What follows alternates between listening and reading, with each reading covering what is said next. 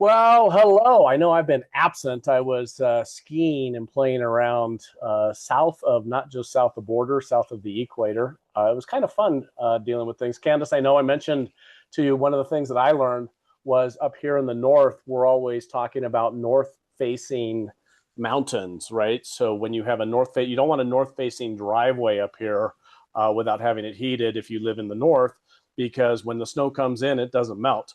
But if you run a ski mountain, you do love your north facing mountains. And one of the most like eye-opening things for me going down south in this was that all of a sudden we had to be on south facing Yeah. mountains. It's like, of course. And how many times does that happen in our lives that you're like, just a duh moment that you're like, yeah, boy, I'd never even really thought about that before, but it was totally interesting.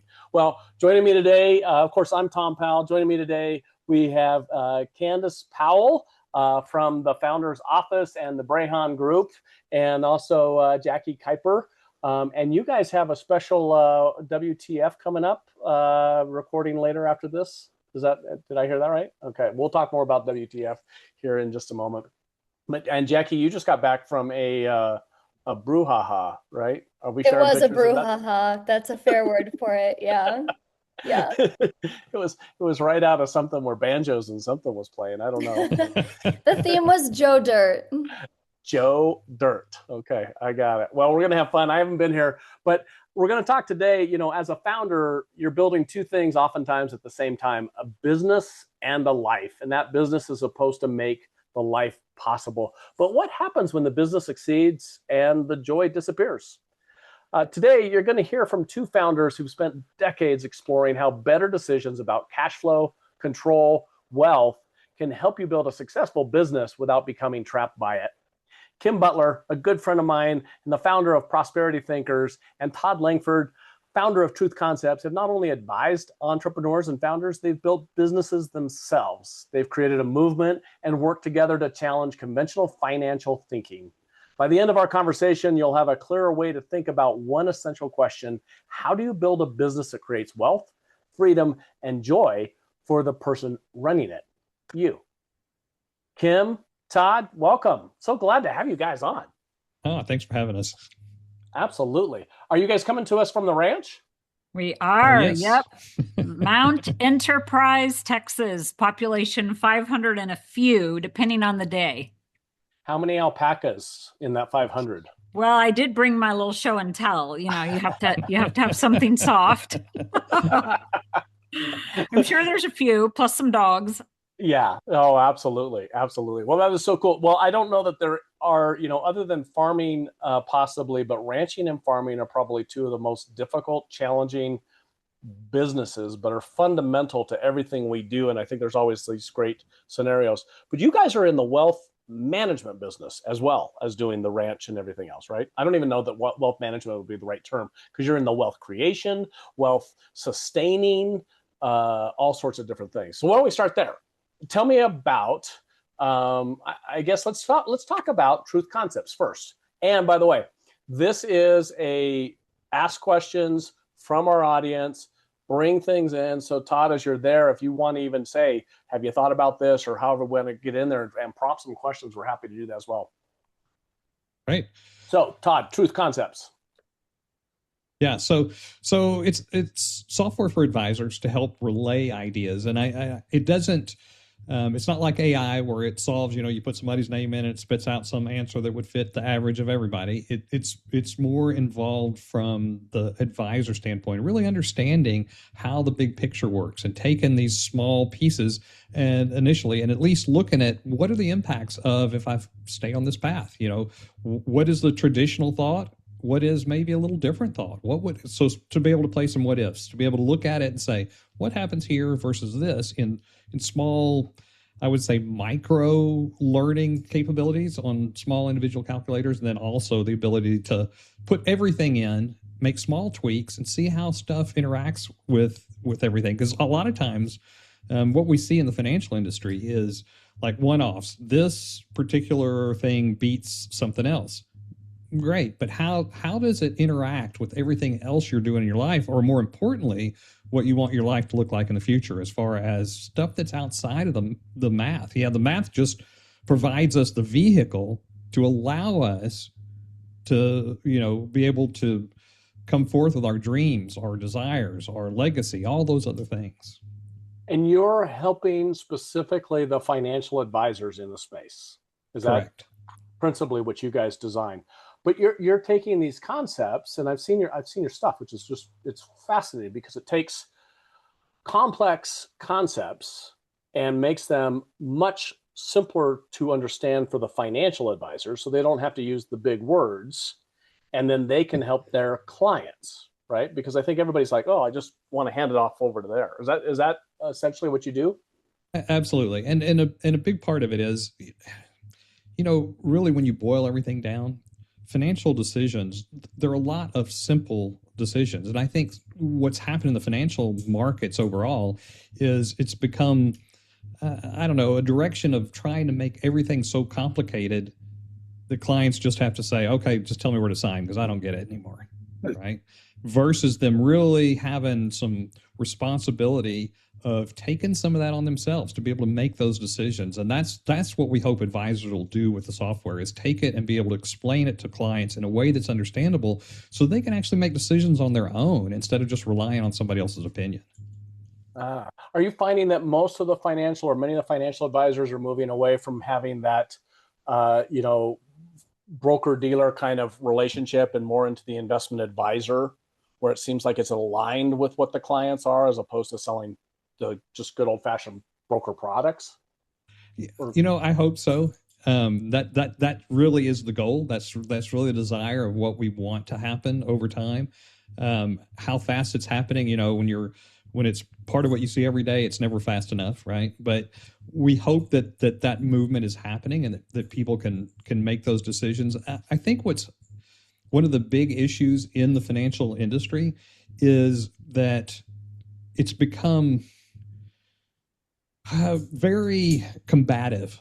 Like one part of the industry demonizes another part of the industry, and another part, and that process continues instead of saying, wait, we need all of these things to actually be in the most perfect situation long term. How can we integrate and coordinate instead of beating each other up? And that's what really needs to happen. That's the only way the clients are really going to get the best. I think it's critically important. I think you guys do a great job. And I know from Kim's standpoint, one of the products that we oftentimes talk about, because we've done a fair amount, and probably too much at times, Kim, investments in closely held private companies, closely held private investments. And that's because looking for a yield and looking for security and matching, ideally that with the right investment. But that comes about because some of the other fundamentals have happened. It wasn't that, ideally it's not somebody's chasing a 12% yield because they need to live off that money. It's they've got excess investment capital that they can put a portion of it into this kind of vehicle. Right. And so, as you said, Todd, there's a fair amount of financial advisors that think that a currency is an alternative investment, which it is. But that's not the whole basket of alternative investments, right? And so then they demonize sometimes private placements. And on the other side, private placement people will demonize, why are you doing stocks and bonds? Why are you doing an EFT, right? Right. And what happens in that conversation? Well, let me put it this way. Every investment does nothing but go up all the time, right? It's always liquid. It always goes up. There's never any blowback. Yeah, exactly. And how many people, you see this all the time, whether it's real estate, whether it's private placement, whether it's stocks, whatever it is, the lull, the downside is usually only temporary. And yet it wipes people out when it happens. And the big reason is because they don't have any cash in place to get them over that hump. And so we look at it and say, oh, cash is costing us money because we've got cash sitting there and it's not earning the 12% we're doing in this. Yeah, but you can't do that with everything. And to be in a position to where, that cash, let's say your cash is is doing 2%, or ideally, if you have it in a better cash position, more in the 4.5%, 5% net. If you can do that, even though it's less than your other investments, it could actually make those other investments come out. So what is the overall rate of return on that 4.5 if it made your 20% investment survive that downturn or whatever else might happen? And so it's part of that full strategy. I think that is critical. Candace, when you were young, I think probably 14, we started working on that financial plan that you still oftentimes use. I still do. And I hate to tell you, Dad, but I have just recently started deciding that maybe I should upgrade to something a little bit better. But it works, right? I mean, it totally works. Yeah. You've got your sinking fund. You've it got absolutely your investment works. fund. You've got the capital that you can lose, the various things. Yep. And this is what we started working on when it was 14, and it was a basic Excel sheet. Because Todd, it doesn't have to be that complex, right? Mm-hmm. It does not. It really doesn't. No, I mean, if it's complex and it doesn't work, what good is that, right? Simple, and something that we can actually get our head around so that we can make real decisions and understand why we're making them is going to be a whole lot beneficial. Yeah. Oh, I would agree. Okay. Well, Todd, thanks for jumping in there. We're going to come back to that. And I know we've got a couple of questions that are already starting to come in. Kim, I just love all of the materials that you put out there, and the prosperity thinkers. First of all, that's where you and I oftentimes just meet up and have fun, and just chat back and forth back there, because it doesn't always go well. Right? You've tried so many things. You've had so many various experiences. We've shared some of those wins and those losses at different times. And it also happens that usually when things go right, it's not everything firing on all the cylinders. There's still something going wrong. But when something goes majorly wrong, it's usually everything going wrong at the same time. Or at least it feels like it, right? And yet you always have a great smile on your face, and you carry yourself through there. I think you said faith. So tell me about what your primary focus on prosperity thinkers is, because you're working with also kids, right? Mm-hmm. In there. There's so much to talk about. Start there. Let's start with the kids program. Awesome. I'm so happy to, but I really want to thank Todd first. So I don't know if you all made it clear, but we are married, even though we have different last names. And I'm so grateful, Tom, that you like all of our material. Because it's always a team, right? But I feel like my very big picture, very conceptual writing approach is only solid and good because of all of Todd's calculators. I love it.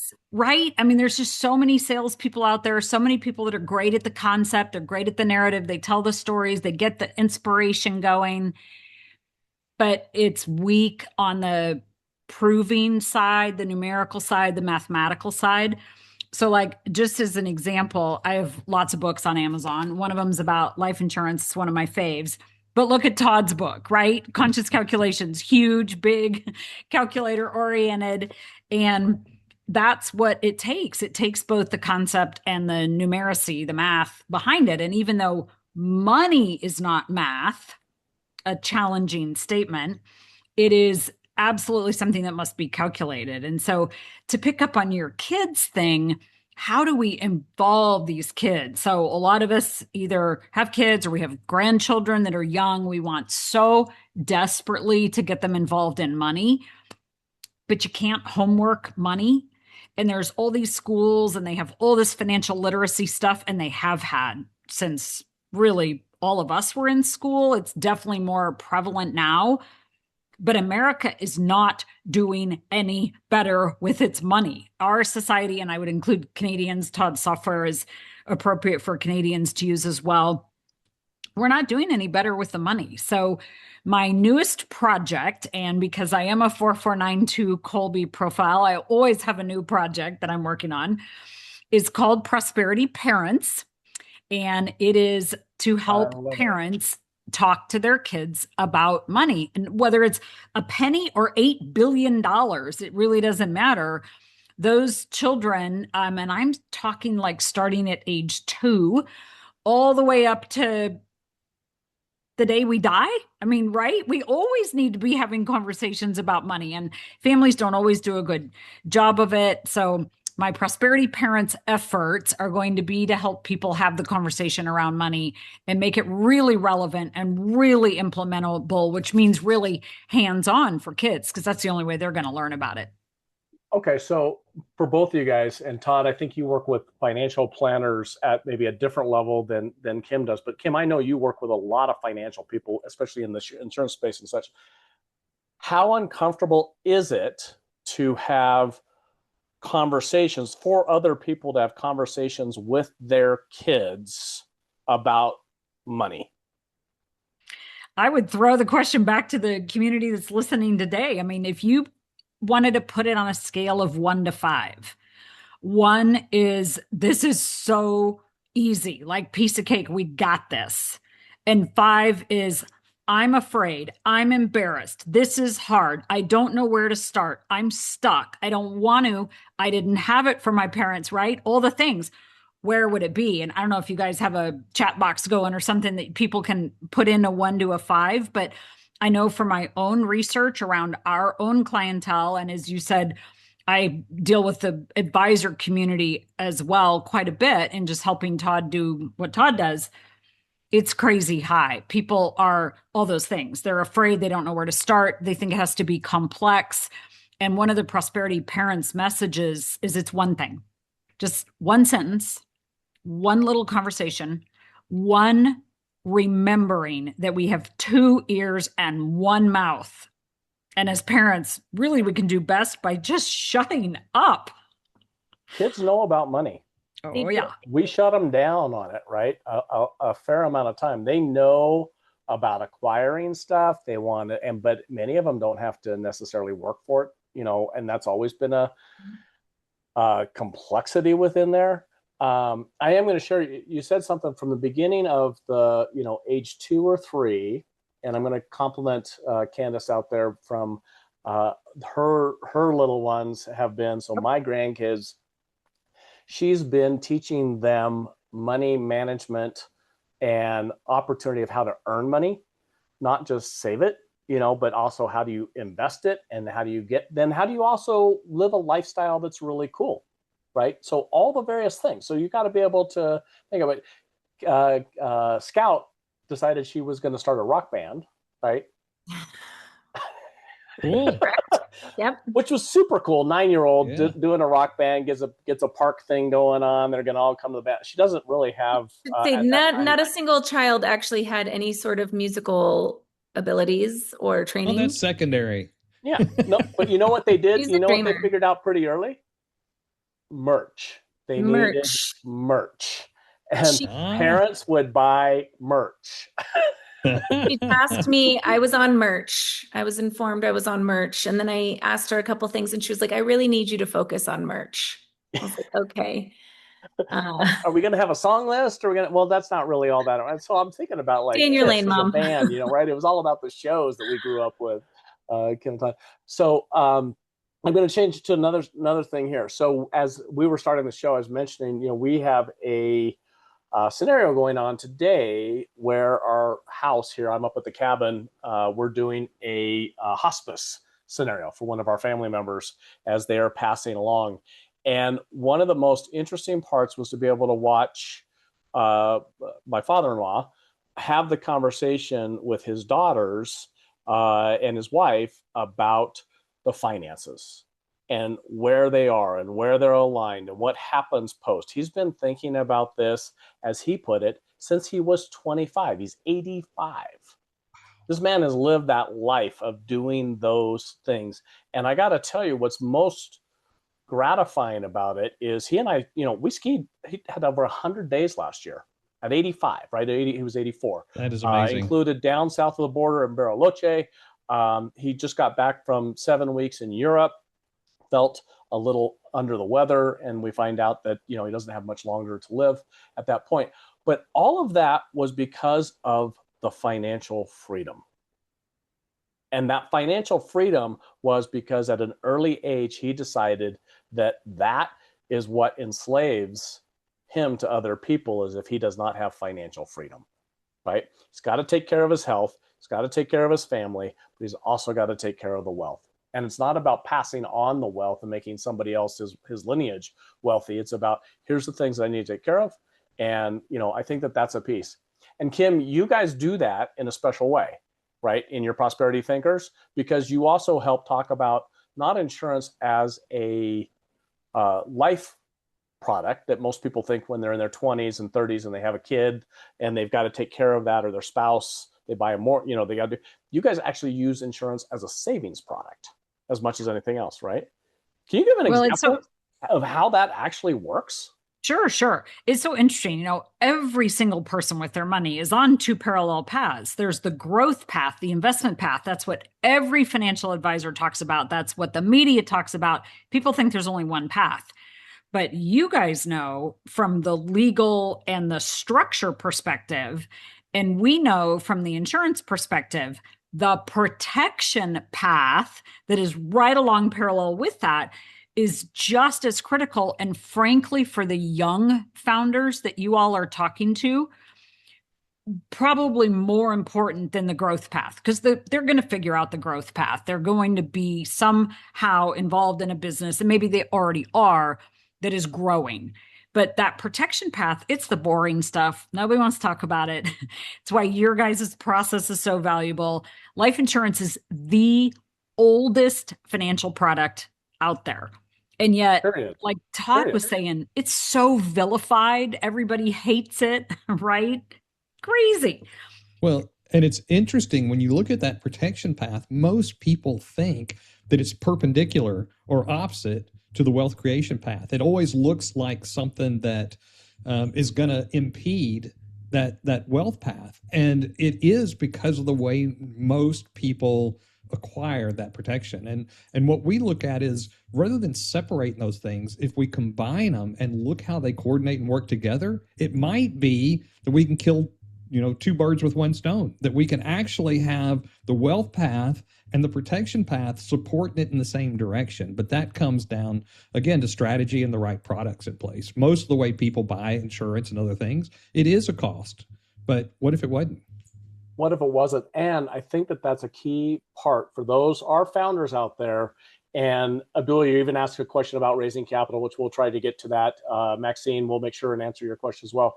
But the risk side of the equation is, in most cases, we're dealing with a founder right now that she's like, no, I can't afford that right now. And like, you can't afford not to do that right now, because it is going to catch you up. She's like, no, I got to make payroll. And I'm like, absolutely you do. And in another 3 months, you're still going to need to make payroll. But let's make some quick decisions about how you can start doing certain pathways along there. And insurance is one of those products. And insurance can be a product that actually helps you retain employees.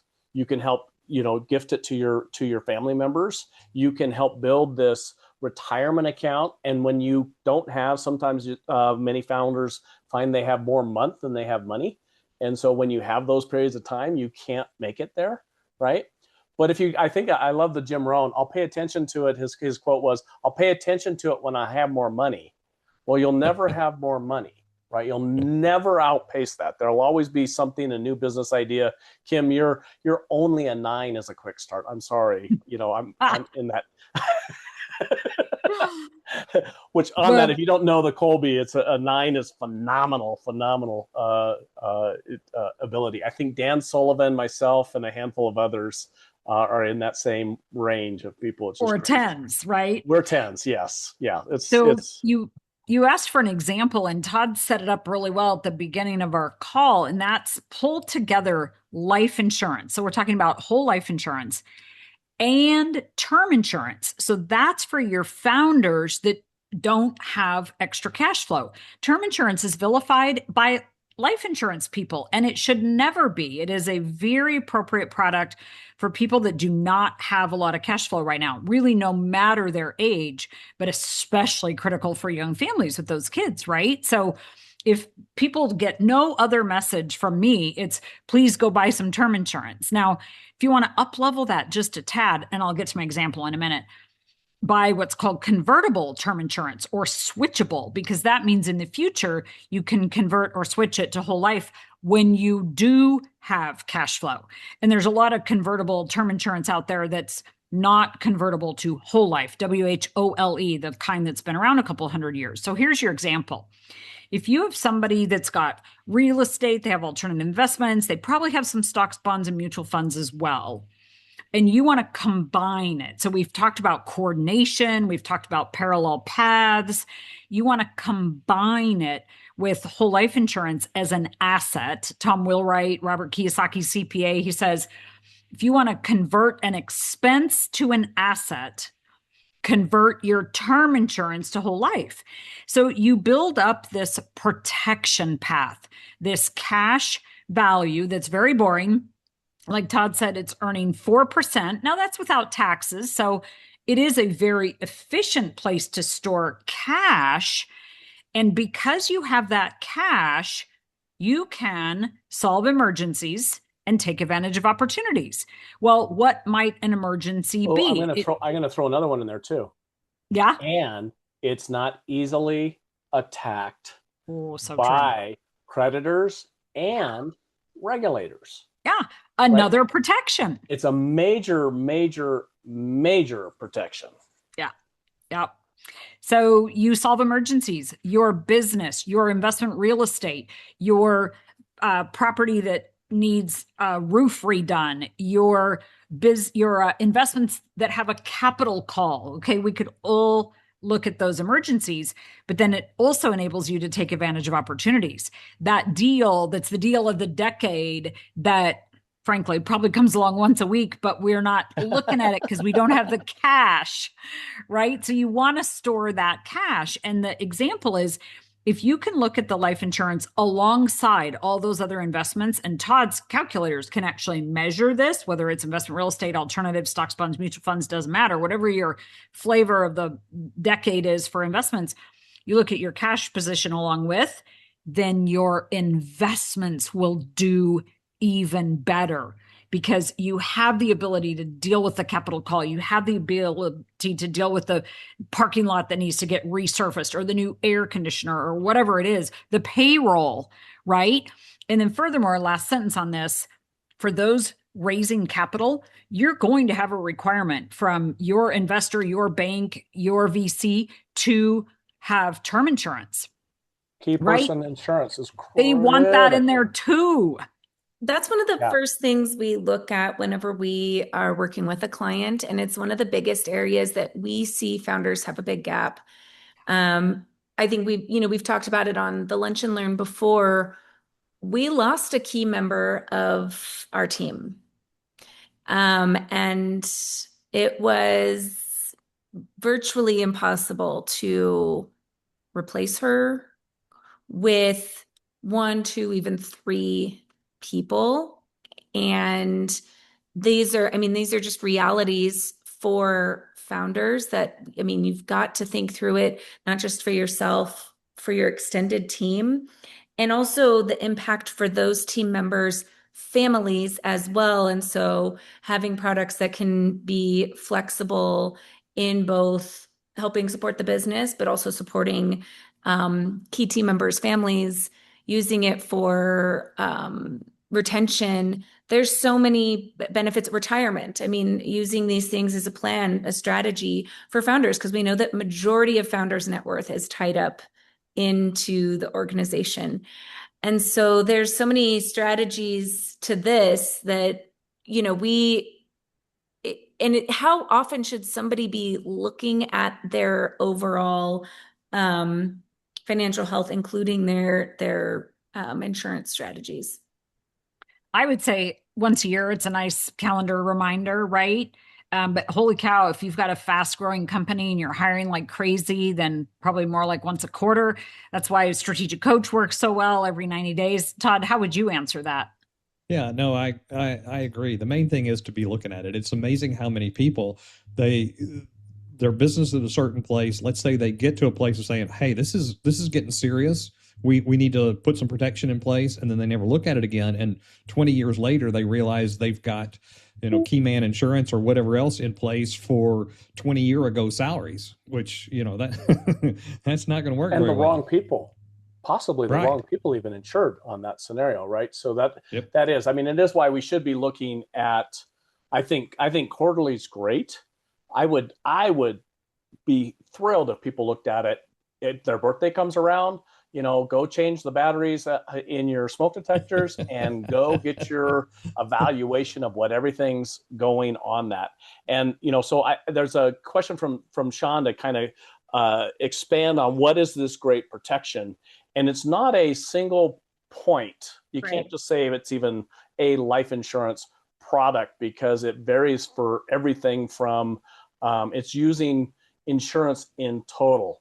And I'm going to give you a brief example of we've had a reinsurance company in Bermuda, and it came about partly because we did very large scale structured financing. We're talking $1 billion projects, and you'd utilize insurance. Most people never even think about that.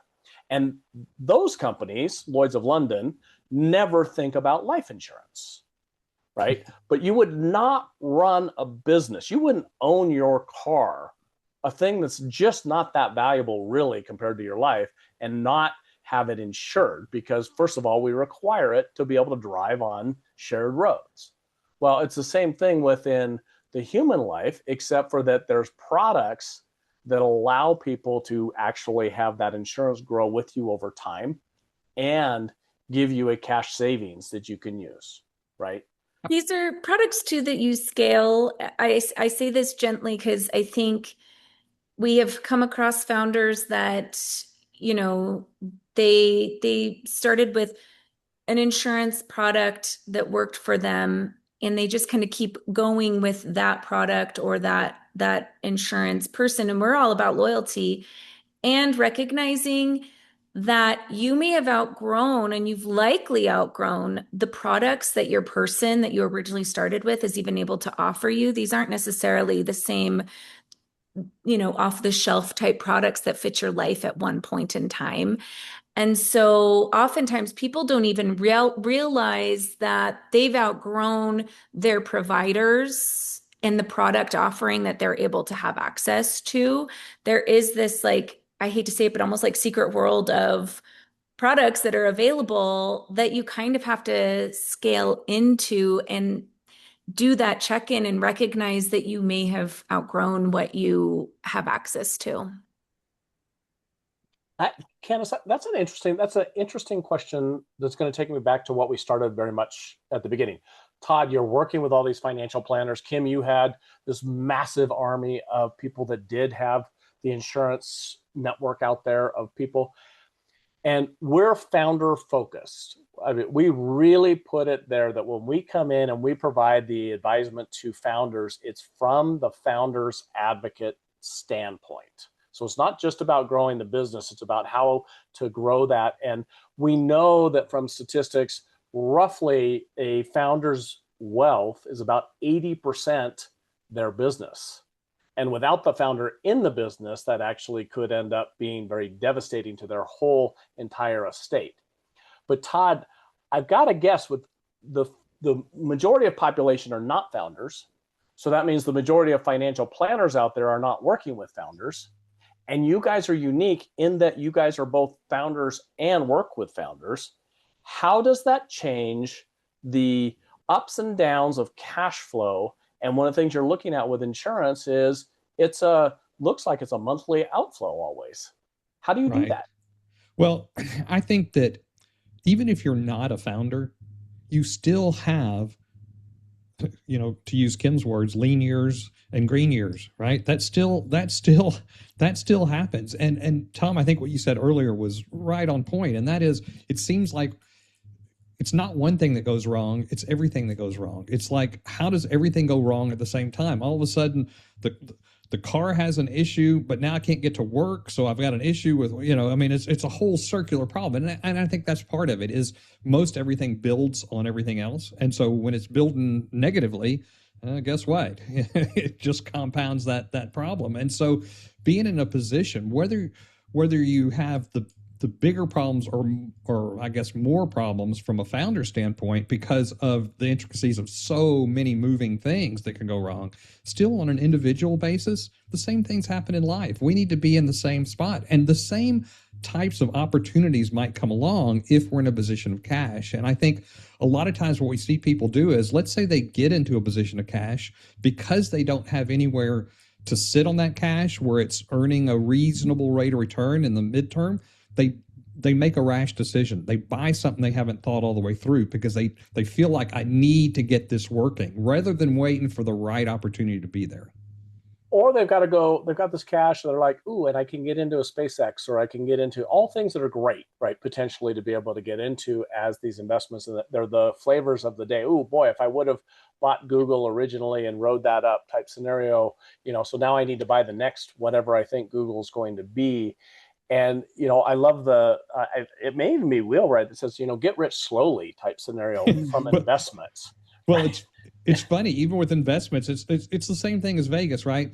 Do you ever hear about the losers? No, that's not exciting. You only hear about the winners. So you think everybody wins who goes to Vegas, right? Yeah, you know why they build those big buildings? Being in Nevada, they build the big buildings because the casinos are the winners consistently, yep. Right? And it's the same way for horse tracks. Horse tracks are always the winners. It doesn't matter. And that, by the way, is Wall Street.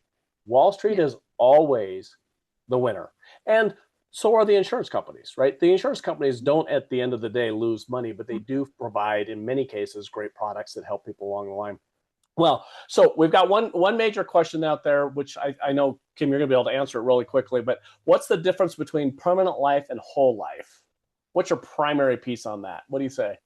So permanent life insurance is a term that gets used a lot out in the marketplace, and it is unfortunate because it's applied to two specific types of permanent or long-term life insurance, and they're typically called whole life insurance and universal life insurance.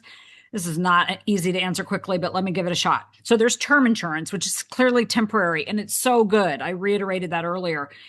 But by temporary, we mean you make the payment, you have the coverage, and it may expire in a time because you get too old. Yep. Or it expires because you stop making the payments. Right. Yep. And it's beautiful, and it's up to human life value, which is a terminology that is so important for founders because that's that top line. Okay. Then you have this space called permanent. And to us, permanent means absolutely positively, for sure, going to be there for the rest of your life, no questions asked. And that is what whole life is, WHOLE. Unfortunately, the word permanent has starting to be applied to something that's called universal life. And the easiest analogy that I can come up with is your brick and mortar home built on a cement foundation. That's what whole life is like. Universal life is like a RV or a trailer or a mobile home. Nothing wrong with it. You can still sleep in it. Todd and I were just in one 2 weeks ago. Candace has been in one. Like, they're great places to live for a short, kind of medium, maybe term of time. And I'm not making a political statement or judging anybody for what home they live in, but we all know that mobile homes are not going to be there absolutely positively for sure. They can't last 100 years. They cannot. You cannot live in 100-year-old. You can live in a 100-year-old house. You cannot live in a 100-year-old trailer. Yes. Universal life is like that trailer. So it's called permanent. It shouldn't be, but it is like a trailer, still called a home, still life insurance. If you die short term, it will pay. But there's just a lot of problematic arenas around it. So sorry, but dig in there. My bottom line recommendation is go on the ends, right? Do the term insurance and the whole life. Don't mess with that middle that just isn't really going to do the job. That's interesting. I do want to say this from a shout out of just from my personal standpoint. My children had the benefit of me having at different times some money, right? And so one of the things that I was able to do for them was to give them security in that they have whole life policies.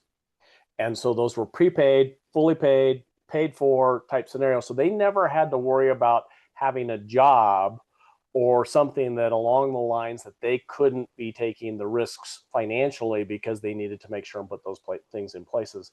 And so that's something that you can do and think about, how do you do those things? And the younger it is, in most cases, it provides that opportunity for the kids to have that opportunity. The second thing is that if one of them happens to have, and any of us can have this at any moment in time, right? You can have a life event that changes your ability to have insurance. Okay. And so by that, what I mean is you get cancer and all of a sudden you're not easily insured. Right. But if you'd had that policy in place and convertibles and all these things, the main piece is you got to talk to financial professionals out there, not people that have just one hammer, one nail, and that's all they're looking at. Ideally, Todd, it's what I love about you. You approach this from the math, accounting, finance side. And Jackie, I'm going to poke fun at the side. I remember Jackie picking up one of the books on my library a number of years ago, and it was Intro to Finance, and I think it was about that thick. And she's like, yeah. At the time. Now, Jackie's gone on to get an MBA, and she's brilliant and securities and all these other things. But it was funny because it was really that very educated person. But she's like, this is the intro to finance? And I'm like, it doesn't even begin to touch it, right? But you can take those and bring them down to concepts that are really actually pretty simple, right? So I say too, like if you have been with the same person, and you may be with somebody great, but I think a lot of times founders have outgrown maybe their initial provider, because you can get term insurance from so many providers pretty easily. A lot of people, when they're young, it's maybe offered through your employer, or you get it because you think you should. And that is not necessarily going there. They may not have the solutions that you need as a founder with a business, with a family, with an executive team that you want to use insurance as a potential retention strategy. Yeah, we use insurance as a golden handcuffs, right? So we go in, we buy in a company, we want to retain that management team. We can utilize that product not just to have a key person policy, but it can actually provide security to their family, but then also retirement benefits. It's amazing when you work with the right type of providers. And we're not selling anything here. So guys, all of that scenario. And I love one of the questions that's Maxine's out there. So this is about finding the people that look at it more than just the hammer and nail. They've actually got this whole quadrant of solutions. And more so, what I also love about Kim and Todd is they ask the questions. They don't profess to be the experts. They surround themselves with all these other experts and people that know about it and come together. And you guys are doing that here in September. Is that right? Correct. Yep. Okay. Yep. We have a truth training. A truth training. Now, it's typically for financial advisors, but a founder could come and learn more about being what it means to be in that. Because Ernest has got a great, I think Ernest and Maxine, maybe Jackie, you can go through their questions on there, but they've got some specific questions about it. But this is where you can go to this live event. And so you don't have to be a financial planner to come and learn about it. But I think most people that learn about it understand that they want to know more about being financial planners.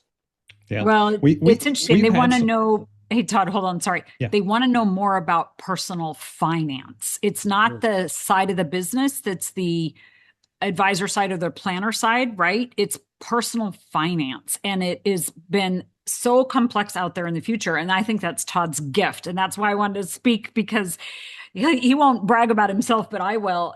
To go as a conceptual person and learn what Todd can learn. And even in his book has been called, and the training has been called, a PhD in personal finance. And it doesn't matter how many zeros these founders have, that's what they want. They want to have knowledge about finance that's on the personal side, not on the corporate side. Well, and there's so much to learn, it can be overwhelming. The best place to start is like plant the tree today, if you didn't plant it 30 years ago. And so it doesn't matter what age you are, it's still the right time. And Ernest's question is like, how do you get this all to work together? And Ernest, this is the whole founder's isolation paradox, right? So if you think you've just got one financial planner and they work at XYZ company, and especially if they are a company person, which I'm not trying to discourage you about that, but they're only going to sell the investments that they're allowed to sell, right? Potentially. They may know a lot of other things, but they can't necessarily even talk to you about it. So you need to have a cadre of people. You definitely should have your attorney and your CPA talking to each other, because there's impacts on all these.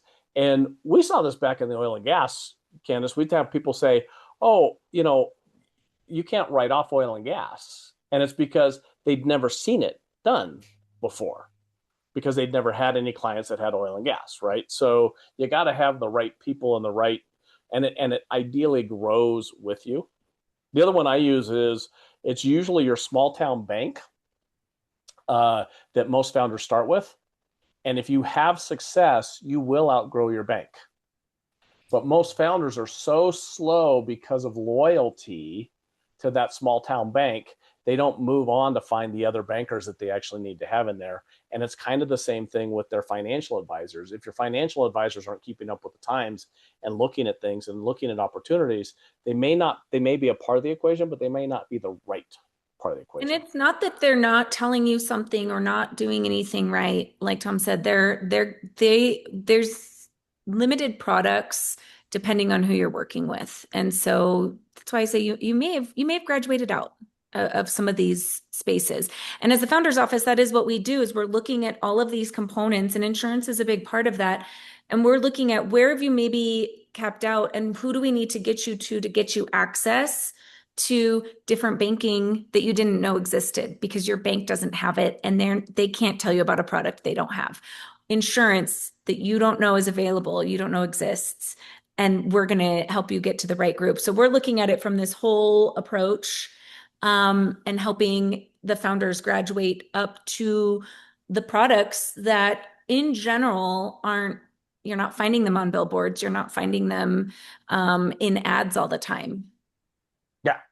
Well, that's a big deal. They're not on billboards everywhere, right? They're not out there because their clientele is very niche. And a lot of times as you become a bigger founder, you're getting more into that niche clientele. And you can insure everything. I can't remember who it was. I want to say it was Betty Davis, her eyes, or it was somebody, Bridget Bordeaux with her legs, or somebody along the lines, right? And you get pictures and you get everything. Businesses insure all of those various things, right? But they also utilize that as part of their financial products. As individuals, we get that same opportunity. And as founders, it's just crazy that you don't understand those parts. And it's because it takes time to get there. Kim, Todd, thank you so much. Again, your event's coming up. We're going to put that back up there in September. Where are you hosting it? Houston, actually at the airport in Houston. It's pretty easy. Everybody just flies in. You go down one level to the subway after you pick up your bags, and it takes you to the bottom end of the hotel, and you're there. Talk about convenience. That is phenomenal. Remember, Todd, you and I can share this. Kim's too young, but no. Remember, you used to be able to hold meetings behind in the American lounges. You'd actually have meetings because we didn't have the TSA security lines, and you go to some of these old lounges and they still have these big meeting rooms and various things in there. So when you first said that about the airport, it's like, oh, is this before security or after security? It is amazing, isn't it, what we used to be able to get away with? Meet people as they're getting off the plane, all those things, right? All those things. It wasn't that long ago, right? I know. Nope. It makes it sound super old, but well, thank you so much. There's so many different stories, and Kim and I get to catch up, relatively frequently. She does have one of our team members, alpacas, that has become part of your whole breeding ranch down there. Is that right? That's correct. I think we've got 3 or 4 of them from her. Wow, that's awesome. So we get, this is interbreeding between the alpaca families that make them healthier and go on there. And you actually, for your clients, you harvest that. Am I correct? We shear the fiber with some help, and I like to crochet gifts for our clients as long as the item is square or rectangle. The end of my skill. I love that. No hats or gloves, but no hats or gloves. And, yeah. I love that. Well, if you have not felt an alpaca, I've been able to feel it. It's just unbelievable. So, well, Todd, thank you so much. Look forward to seeing you in person. And Kim, as always, it's just such a joy. You are going to move from here over to WTF, Women Talk Finance. Todd, we're out. All they right. get to take this further into other conversations. Maxine, I think you were asking questions. That'll be a good place to be able to ask a few further questions. But if you don't know, Women Talk Finance, yes, play on the WTF, but it's an awesome show you should check out, where you get your podcasts and talented team members that are talking about all things finance and women and the meeting of the group, I guess. I don't know. What do you got, Ken? Thank you, Dad. Appreciate it. Thanks, everybody. Yeah, he's our dance mom. Much, yeah, and if you did have questions, or if you think that you need that kind of full look, be sure to reach out to the founder's office. We'll direct you to where you can go and level up in these resources. We realize nobody's telling you necessarily that these things exist until you find out that you've got a big, huge gap, or you're now at risk, or you're wondering how everybody is kind of running circles around you, and you're going, wait, why don't I have this? And so that's what we do here at the Founder's Office. We're exposing you to the things that maybe nobody's shared with you before about being a founder. Candace, I'm going to close out on that. I think that's a really important part, because it's the whole picture. Mm-hmm. And so the rise of what are called family offices, which we've had a family office for, a long time now. But the rise of family offices is this thing about, it's people get about $10 million in wealth, and then how do they invest it? Where are they going to put the money? And the real true family offices that have been around for a long time were about, how do you build wealth for the family that's beyond just retention or growing the financial wealth? It's the whole person, right? How do we get them educated? How do we have them have experiences? Candace and her children and her husband just spent a month in that RV traveling around. How do you have those experiences? Jackie just got to, what did you call it? It wasn't Farmer Ted. What was it called? Joe Dirt. Joe Dirt. I don't know Dirt. I should know Dirt. But you had a phenomenal experience, right? And you're constantly having great experiences. And so within our family office, it's not just about the finances. It's the finances that allow us to do these things. And the last part of that is, if someone says, don't take a no from somebody that can't say yes. So when you're talking to a financial planner and they tell you it's a bad idea, make sure that they don't just say it's a bad idea because they can't help you with that idea. A great financial planner, even if they can't help you with that idea, still needs to do the due diligence and say, here's what you should be looking at. So same with, Ernest, your question about that financial planner or that insurance agent or that CPA. They may say no because they don't know, or they may not even be able to tell you if it is. And that's where you want to surround yourself with. That's why we have our family offices. Our family can come in and ask the questions, and we talk about everything from, how do you want to pass away that I'm dealing with my father-in-law? That's an end of life question. And how do you do it all the way through? I was just in Chile skiing for 2 weeks in some of the best snow with some of the greatest people, right? Those are quality of lives. And insurance is that product. Financial planning is part of that product, stability, and there's so much more to talk about. Todd, Kim, thank you so much. And have a great day. Thanks for coming on. You too. Thanks, Jackie. Thanks, Candace.